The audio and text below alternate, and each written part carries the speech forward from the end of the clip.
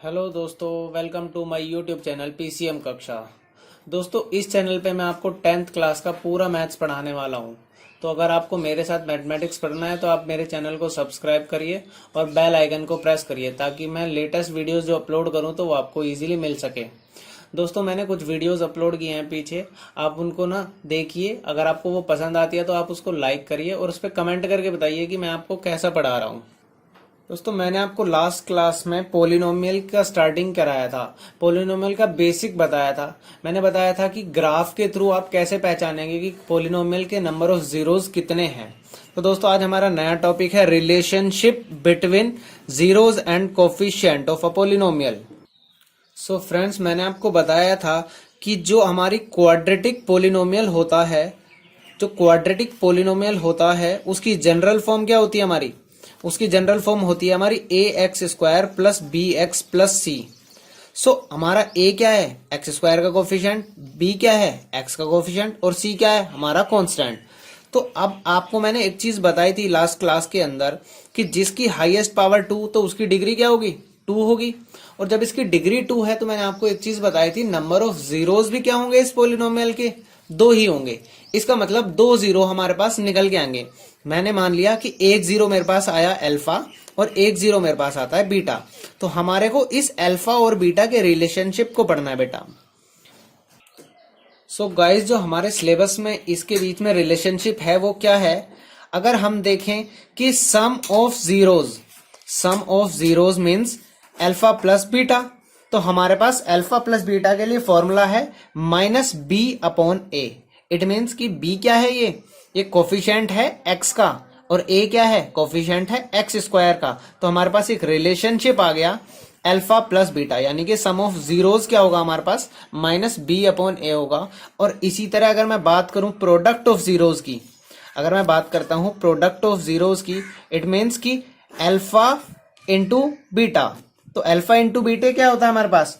Alpha into beta होता है हमारे पास सी अपॉन ए। सी मीन्स जो कांस्टेंट वैल्यू है वो, और ए मीन्स एक्स स्क्वायर का कोफिशिएंट। तो हमारे पास ये दो रिलेशनशिप आ गए हैं जिसको हमें यूज करना है और हमारे क्वेश्चंस बहुत इजीली सॉल्व हो जाएंगे इस चीज से।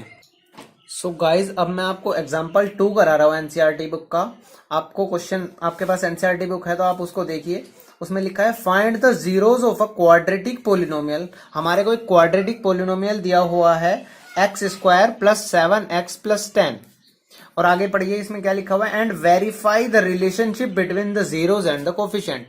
इट मीन्स कि सबसे पहला काम मेरा होगा कि मैं इससे जीरोज निकालूं। आपको ये 9th क्लास में भी सीखा होगा आपने, मिडल टर्म स्प्लिट करके हम इसके फैक्टर्स निकाल सकते हैं। अब आप देखिए, ए क्या है? 1 है और सी क्या है? 10 है। तो इट मीन्स 1 इंटू 10 क्या हो गया? 10। तो हम 10 के फैक्टर्स बनाएंगे और 10 के फैक्टर्स क्या आएंगे? 2 एंड 5। एंड 2 एंड 5 को जब हम ऐड करेंगे तो हमारा मिडिल टर्म बन जाएगी 7। तो हम इसको ऐसे स्प्लिट कर सकते हैं, x square plus 2x plus 5x plus 10। सो दोस्तों, मिडिल टर्म स्प्लिट बहुत बच्चों को आता भी होगा, लेकिन जिसको नहीं आता मैं दोबारा से एक बार आपको मिडिल टर्म स्प्लिट बहुत अच्छे से एक्सप्लेन करने वाला हूं। तो मिडिल टर्म स्प्लिट नाम से ही पता चल रहा है कि हमारे को जो बीच वाली टर्म है उसको तोड़ना होता है। और उसको तोड़ना किस अकॉर्डिंग होता है? जैसे हमने क्वेश्चन क्या लिया था अभी, x square plus 7x plus 10। तो दोस्तों, इसमें क्या होता है, जो हमारी लास्ट टर्म होती है, इट मीन सी जो होता है हमारा और जो ए होता है, इन दोनों का क्या करते हैं? मल्टीप्लाई करते हैं। तो इसमें क्या है? सी, ए की वैल्यू क्या है? 1 है और सी की वैल्यू क्या है? 10 है। तो ए इंटू सी क्या हो जाएगा हमारा? ये आ गया 10। और जो अब ये 10 आता है इसको ना हम इसके फैक्टर बना लेते हैं। अब जब हमने इस 10 के फैक्टर्स बनाए हैं तो हमारे पास 2 एक फैक्टर आएगा और 5 एक फैक्टर आ जाएगा। अगर हमारे पास 2 और 5 एक फैक्टर आया है तो दोस्तों हमारे पास जितने भी फैक्टर्स आते हैं उन फैक्टर्स का यूज करके हम प्लस और माइनस करके हम मिडल टर्म बनाते हैं। अब जैसे 7 है तो 2 प्लस 5 7 बन गया। तो इस तरीके से हम क्या करते हैं? मिडल टर्म स्प्लिट करते हैं ताकि हम अगले अपने जीरोस निकाल सके पोलिनोमियल के। समझ में आया दोस्तों? सो अब मैं क्वेश्चन पे दोबारा आ जाता हूं।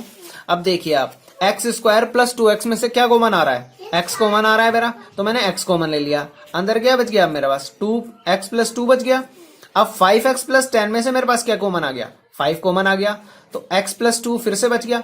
अब इन दोनों टर्म्स में से मैं देखूं तो मेरे पास कॉमन क्या आ रहा है, मेरे पास x प्लस 2 कॉमन आ गया, तो मैं x प्लस 2 कॉमन ले लूंगा, अंदर क्या बच जाएगा मेरे पास x प्लस 5। तो मेरे पास दो फैक्टर आ गए इस पोलिनोमियल के, एक फैक्टर हो गया मेरा x प्लस 2 और एक फैक्टर हो गया मेरा x प्लस 5। तो इन फैक्टर्स से मैं जीरो निकालने के लिए क्या करूंगा, इन दोनों फैक्टर्स को जीरो के बराबर रख दूंगा, तो मेरी x की 2 वैल्यूज आ जाएंगी जो जो इसके जीरोस होंगे। तो एक x की वैल्यू क्या आ गई -2 और एक x की वैल्यू क्या आ गई मेरी -5। सो गाइज अब मैं क्या बोल सकता हूं, x और x की दो वैल्यू आई है ना मेरे पास, तो मैं बोल सकता हूं अल्फा इज इक्वल टू मेरा हो गया -2 and beta is equal to मेरा क्या हो गया -5। तो अगर मैं देखूं, इसको वेरीफाई करने के लिए बोला है मेरे को, तो अल्फा प्लस बीटा अगर मैं करूंगा तो क्या हो जाएगा मेरे पास -2 प्लस -5, तो इट मीन्स -2 -5, मेरा आंसर आ गया -7। बट मैंने अभी एक फॉर्मूला पढ़ा था अल्फा प्लस बीटा का, उस फॉर्मूले के अकॉर्डिंग क्या होता है, alpha plus beta is equal to -b/a।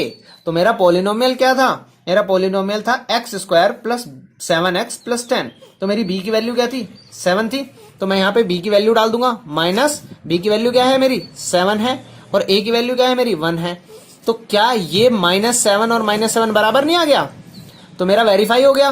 तो इसी तरीके से मैं क्या करूंगा, प्रोडक्ट भी वेरीफाई कर दूंगा। तो अल्फा इंटू बीटा क्या हो जाएगा मेरा -2 मल्टीप्लाई -5, तो मेरा आंसर क्या आ जाएगा माइनस प्लस हो जाएगा, 10 आ गया। तो ऐसे ही मैं दोबारा चेक करूंगा फॉर्मूले के अकॉर्डिंग। तो अल्फा इंटू बीटा का फॉर्मूला क्या था मेरे पास c/a, तो इसमें c की वैल्यू क्या है मेरे पास 10 है और a की वैल्यू क्या है 1 है। तो ये देखो ये भी वेरीफाई हो गया। तो हमारे ये ऐसे रिलेशनशिप को हमने वेरीफाई करना होता है, अल्फा प्लस बीटा को और अल्फा इंटू बीटा को। सो गाइज अब मैं देखता हूं एग्जाम्पल 3। एग्जाम्पल 3 मेरे को क्या बोल रहा है, find the zeros of the polynomial x² -3 and verify the relationship between the zeros and the coefficient. तो ये सेम क्वेश्चन हो गया। तो x² - 3 को मैं किसके बराबर रखूंगा, 0 के बराबर रख दूंगा, और x² क्या हो जाएगा मेरा 3, तो x की वैल्यू क्या आ जाएगी मेरे पास √ प्लस -3 आ जाएगी। तो मेरे x अल्फा की वैल्यू क्या हो जाएगी मेरे पास -√3 एंड बीटा क्या हो जाएगा मेरे पास +√3। तो मेरे पास अल्फा हो गया -√3 और बीटा हो गया +√3। अब मैं इसको वेरीफाई करता हूं, अल्फा प्लस बीटा तो क्या हो जाएगा -√3 और +√3।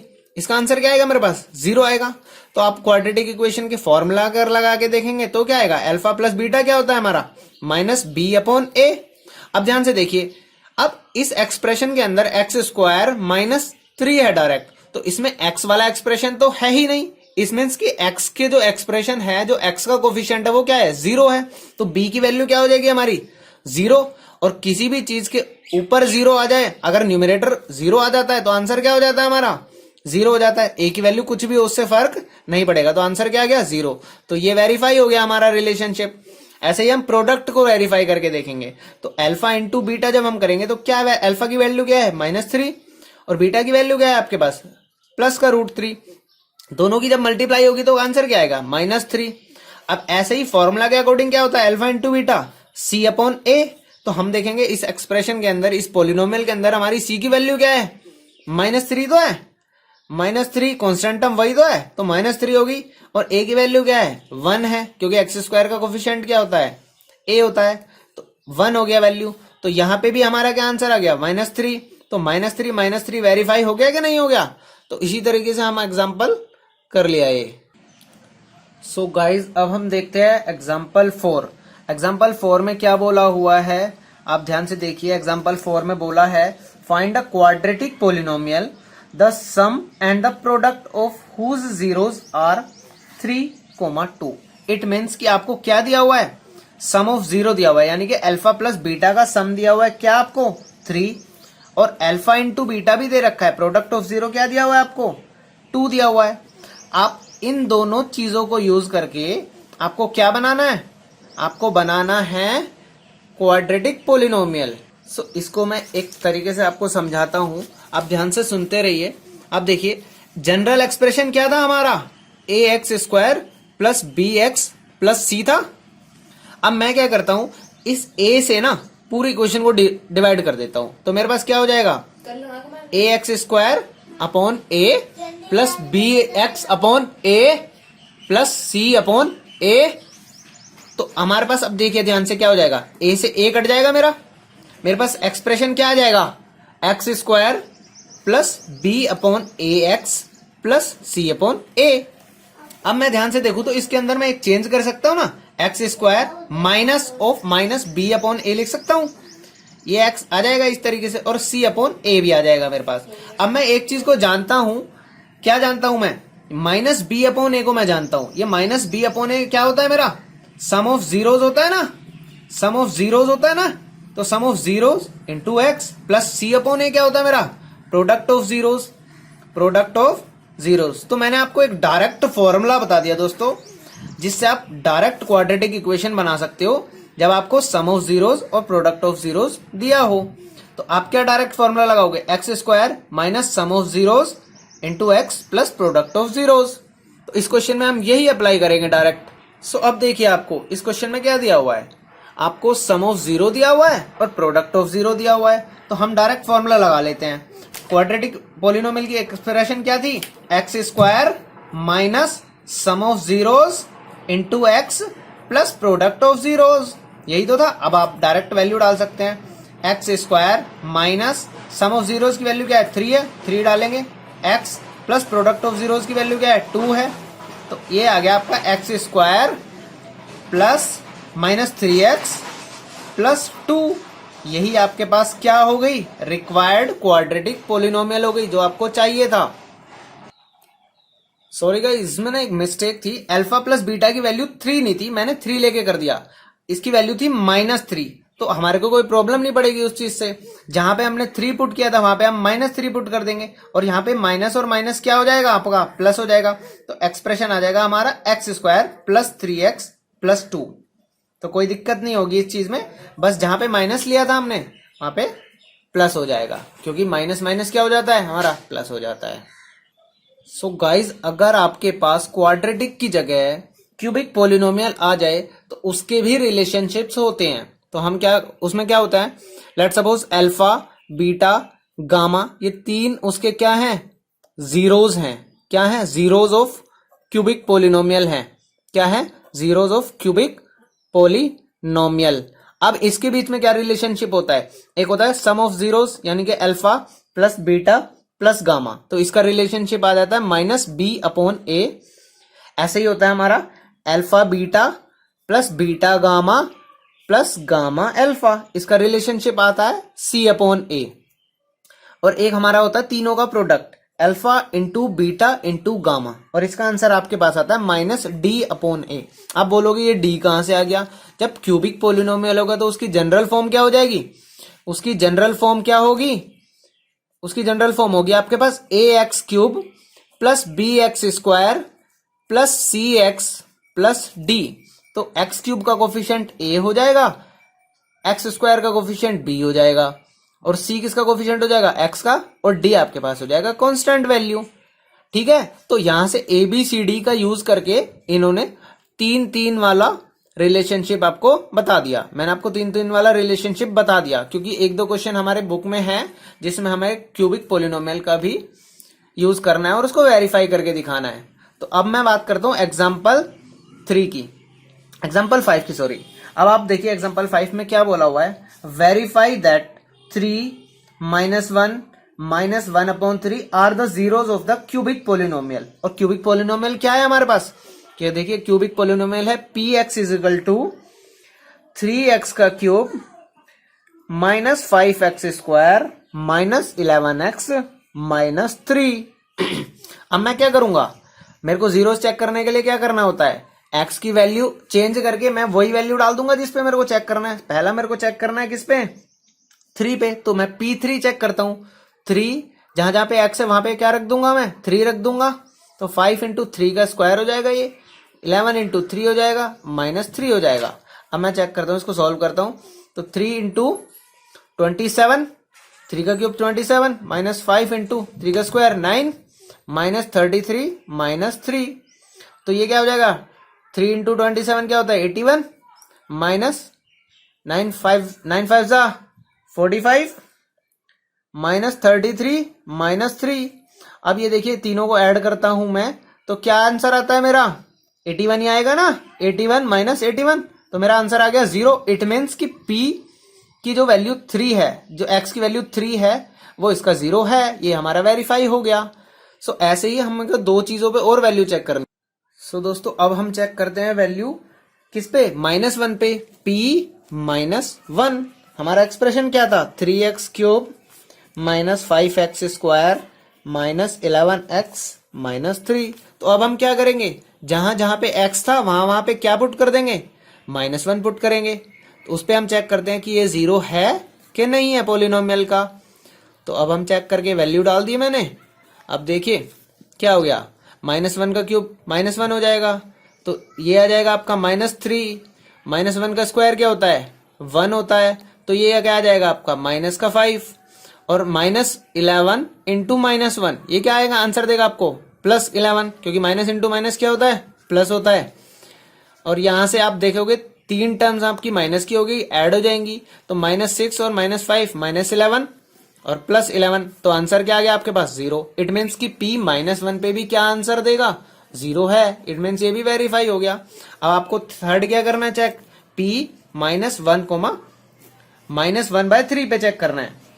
तो मैं वो वैल्यू डाल देता हूं 3 इंटू जहां जहां पे x था वहां पे मैं डायरेक्ट वैल्यू डाल रहा हूं -1/3 -1/3 का होल क्यूब -5 इंटू -1/3 का स्क्वायर -11 इंटू -1/3 और माइनस का 3। तो ये क्या आंसर देगा 3। अब देखो इसकी मल्टीप्लाई किससे है -1 इंटू -1 इंटू -1 इंटू -1 क्या होगा -1 आंसर आएगा और नीचे क्या आ जाएगा 3 का क्यूब यानी कि 27।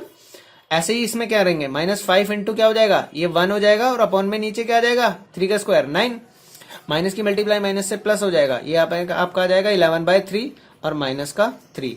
तो ये 3 से कट जाएगा 9 से कट जाएगा ये आ गया आपका -1/9 ये टर्म हो जाएगी आपकी -5/9 प्लस 11/3 माइनस का 3। तो अब आप क्या करेंगे इसमें आप एलसीएम ले लेंगे इस चीज का।